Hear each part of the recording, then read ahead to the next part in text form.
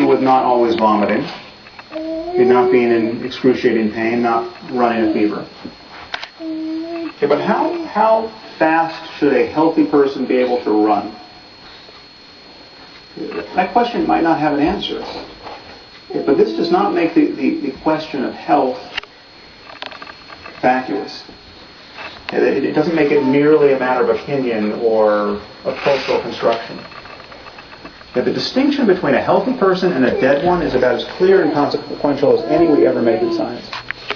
And notice that no one is ever tempted to attack the philosophical underpinnings of medicine with questions like, well, who are you to say that not always vomiting is healthy? What if you meet someone who wants to vomit, and he wants to vomit until he dies? Okay. How could you argue that he is not as healthy as you are? In talking about morality and human values, I think we really are talking about mental health and the health of society. And the truth is, science has always been in the values business. We simply cannot speak with that without resorting to values. We consider the simple statement of scientific fact. Water is 2 parts hydrogen and 1 part oxygen. This seems value-free and utterly as human beings ever. But what does it do when someone doubts all we can do is appeal to scientific values. The value of understanding the world.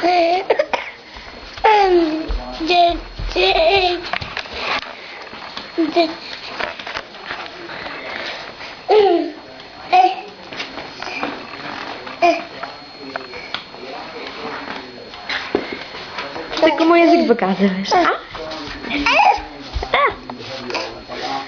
Therefore, there was no oxygen to put in the water.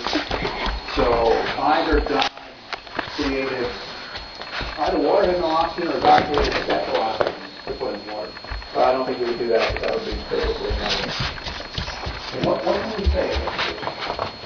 All we can do is appeal to scientific values. And if he doesn't share those values, the conversation is over.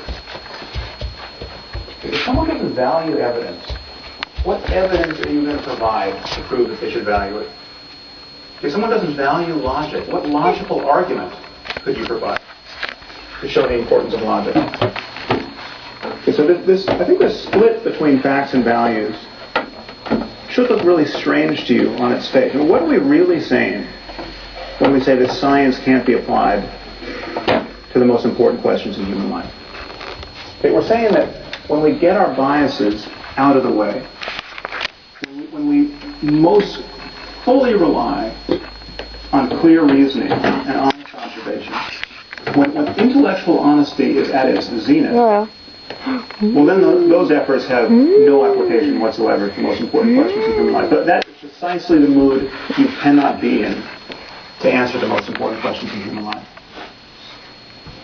It would be very strange if that were so.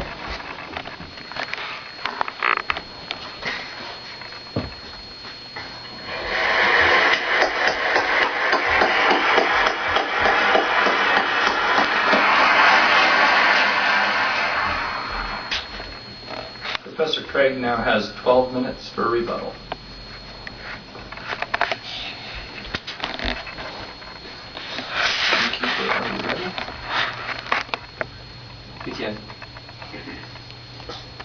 You'll recall in my first speech that I said I was going to defend 2 basic contentions tonight. First, that if God exists, then we have нельзя. Закрой. objective moral Закрой. values and duties.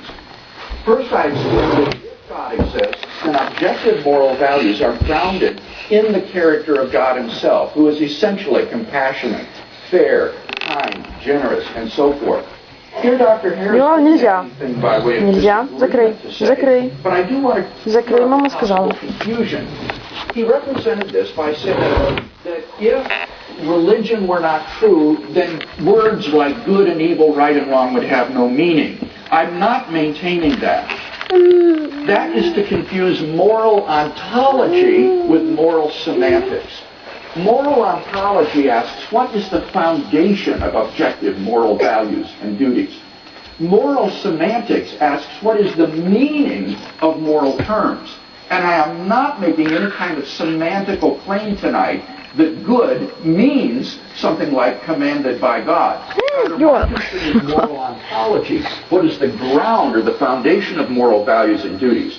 To give an illustration, think of light.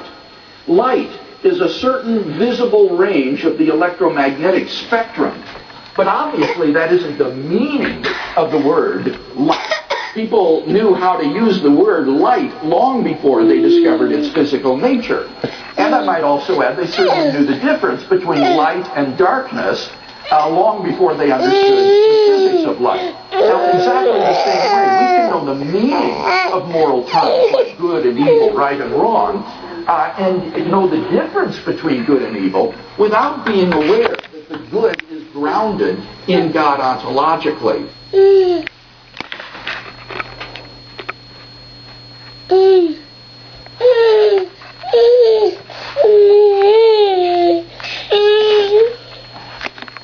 Зайчик, ты устал?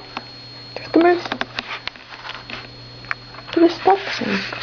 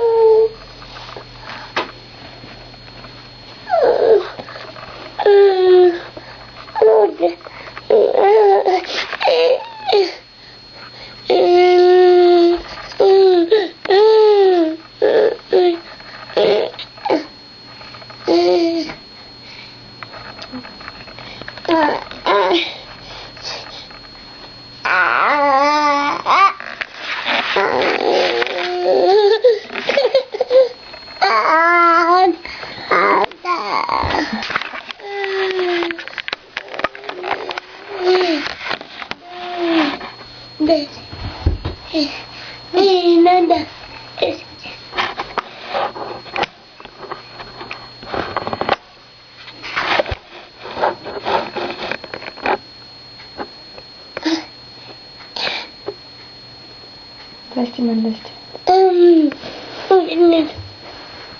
О.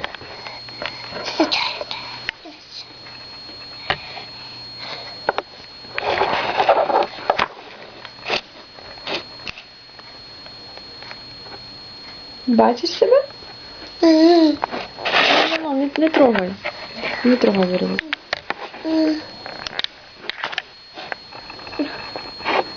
Помаши ручку, бабушке, ручку, помаши ручку. Здрасте, пока, привет.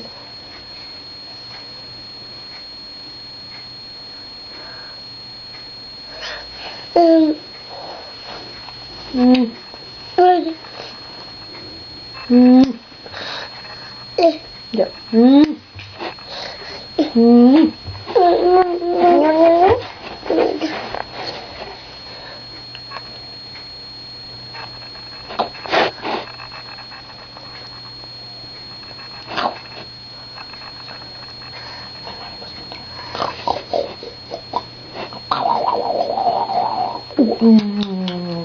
Ням-ням-ням, ням-ням, вкусненькая ручка. Ням-ням-ням-ням-ням.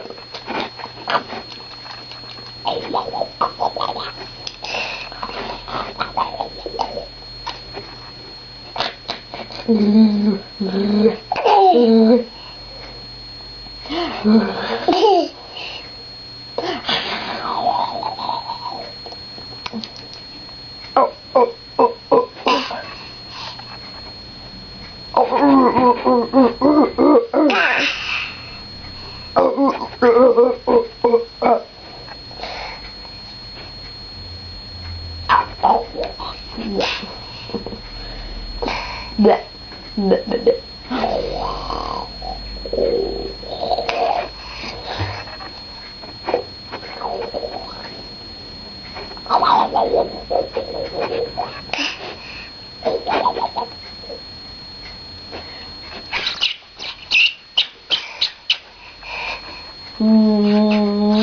Умничка, любима.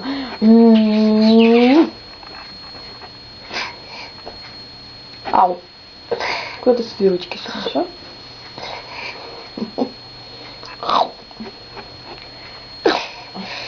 Бип-бип. Бип-бип-бип.